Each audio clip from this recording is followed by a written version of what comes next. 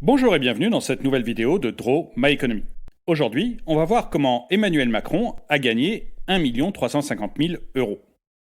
Mais avant de commencer, j'aimerais répondre à Jean qui n'a pas du tout aimé ma comparaison entre le communisme et le capitalisme hier. Jean Aymar me dit que le défaut du capitalisme, c'est qu'il répartit inégalement la richesse. Jean, tu as parfaitement raison, mais en même temps, le défaut du communisme, c'est qu'il répartit également la misère. Toujours avant de commencer, eh bien, si vous n'êtes pas abonné, je vous suggère de le faire et de cliquer sur la cloche pour être prévenu lorsque je sors une nouvelle vidéo. Vous pouvez aussi aider la chaîne financièrement en cliquant sur le bouton « Rejoindre » qui est en dessous de la vidéo. Léon est un journaliste politique à Infox News. Léon Di est un homme honnête et vraiment pas un mauvais bougre. En fait, il n'a qu'un seul défaut, c'est la paresse. C'est du reste presque le seul point commun qu'il a avec sa femme. Sa femme est tellement paresseuse qu'elle ne fait même pas son âge. Bref, Léon arrive ce matin à la rédaction d'Infox News et son patron lui donne une mission. Faire un article sur le patrimoine du président Emmanuel Macron. À la fin de son mandat, le président de la République doit fournir une déclaration de situation de patrimoine, comme il l'a fait au début du mandat. Et le patron de Léon voudrait que, justement, il compare la déclaration de fin de mandat avec celle de début de mandat et qu'il écrive un article là-dessus. Le boulot est idéal pour Léon. Tout est donné dans le bulletin officiel et les infos sont faciles à trouver sur Internet. Donc, Léon, en comparant les deux déclarations, celle du début et celle de la fin de mandat, doit voir comment a évolué la situation patrimoniale du président. Bref, comment Emmanuel Macron place-t-il son argent ? Et donc, Léon se met au travail. Tout d'abord, il regarde les revenus d'Emmanuel Macron. D'après la déclaration, Emmanuel Macron a gagné, en tant que président de la République, mais également avec des droits d'auteur, 1,07 million d'euros pendant son mandat. Et si on ajoute les droits d'auteur qu'il a reçus de son livre Révolution juste avant d'être élu, eh bien il a gagné 1 350 000 euros en 5 ans. Léon va donc voir comment Emmanuel Macron a pu placer cet argent. Il regarde d'abord l'immobilier. Mais apparemment, Emmanuel Macron n'a pas d'immobilier. Il avait bien un petit appartement de 83 mètres carrés à Paris, mais il l'a vendu alors qu'il était encore ministre de l'économie sous François Hollande. Depuis, il n'a pas du tout racheté d'immobilier. Alors il y a bien Brigitte Macron qui a une maison et Emmanuel a investi dans des travaux pour la maison. 350 000 euros de rénovation pour cette maison. Il l'a fait avant d'être président de la République et il a même souscrit un emprunt pour pouvoir le faire. Globalement, aujourd'hui, il doit encore un peu plus de 120 000 euros sur cet emprunt. Ce n'est donc pas en immobilier qu'Emmanuel Macron a investi son argent. Léon va prendre un café à la machine à café pour finir de se réveiller. Là-bas, il se dit que, décidément, la raison du plumard est toujours la meilleure. L'immobilier, c'est donc pas le truc des banquiers d'affaires, se dit Léon. Mais l'argent doit être probablement placé en bourse. Après tout, quand il était banquier d'affaires, Emmanuel Macron a conseillé des entreprises aussi prestigieuses que Nestlé sur des achats et des ventes d'entreprises. Du coup, la bourse, les fusions, les acquisitions, ça doit être son truc. À peine arrivé à son bureau, Léon va regarder ce que Macron a pu investir en bourse. Et il est un peu déçu. Emmanuel Macron a une assurance vie pour 110 000 euros et il a 70 000 euros en divers comptes titres et PEA. Ça, plus 20 000 euros investis dans des PME non cotées. Bref, ça représente un peu d'argent, mais c'est quand même pas les millions auxquels pouvait s'attendre Léon. Il doit y avoir beaucoup de cadres moyens en France qui ont à peu près les mêmes sommes placées en assurance vie, en compte titre ou en PEA. C'est pas merveilleux selon Léon. Que l'immobilier, ça ne soit pas le truc des banquiers d'affaires, soit.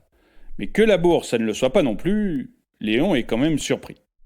Coup, il retourne une deuxième fois à la machine à café et là, il retrouve son chef. Son chef lui demande quand même de creuser et de se dépêcher de finir son article. Il doit trouver où le président met son argent. En fait, le chef de Léon, il n'aime pas du tout que la paresse de ses salariés soit une menace pour la sienne. Et donc, Léon retourne travailler. Il fouille un peu plus la déclaration et il voit que la plus grande partie de l'argent d'Emmanuel Macron est au Crédit Mutuel, sur des comptes courants et des livrets. Emmanuel Macron aurait un peu plus de 160 000 euros en compte courant, des livrets bleus pour à peu près 22 000 euros et des LDD et des livrets fidélité pour 240 000 euros. Bref, un total livret et compte courant d'un peu plus de 460 000 euros. Ça aussi, ça ne fait pas vraiment rêver Léon. Mais il ne trouve rien d'autre dans la déclaration de patrimoine du président. Du coup, il fait ses calculs et il voit que le patrimoine net du président a augmenté de 238 000 euros en 5 ans et qu'il est maintenant de 550 000 euros.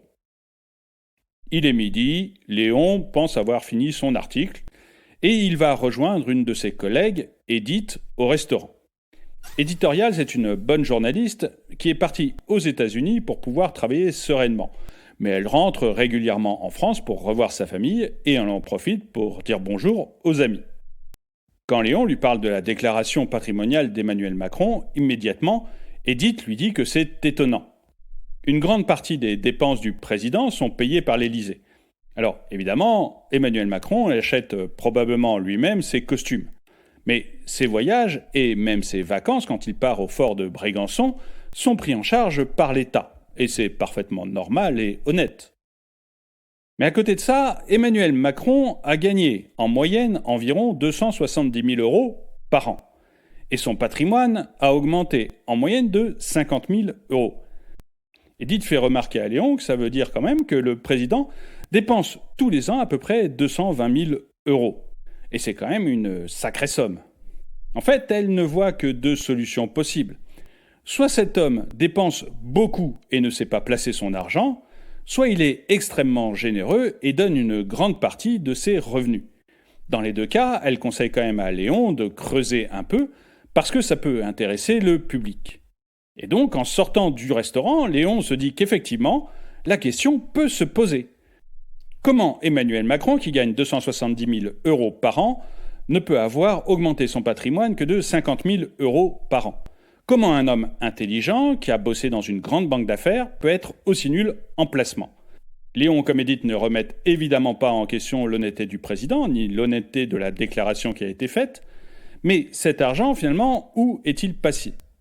Emmanuel Macron est-il dépensier, nul en placement ou extrêmement généreux ? Arrivé au bureau, Léon se sent prêt à travailler. Mais là, tout d'un coup, il retrouve la chaleur douillette de son siège. Finalement, pour un homme politique, il vaut mieux que la presse paraisse. Mais vous, qu'est-ce que vous en pensez ? Est-ce que vous êtes d'accord avec moi de dire que c'est étonnant qu'un président de la République qui gagne 270 000 euros par an, dont la plupart des dépenses sont prises en charge par l'État, n'arrive à mettre de côté que 50 000 euros par an ? Ou est-ce que je me suis complètement trompé et que vous voyez une autre voie, ce qui est tout à fait possible ? Dites-le moi dans les commentaires. Et le dicton du jour. Il ne faut jamais remettre à demain ce que tu peux faire après-demain. Merci d'avoir regardé cette vidéo, mettez-lui un pouce vers le haut, commentez-la, partagez-la. Merci à tous ceux qui soutiennent la chaîne et je vous dis à très bientôt.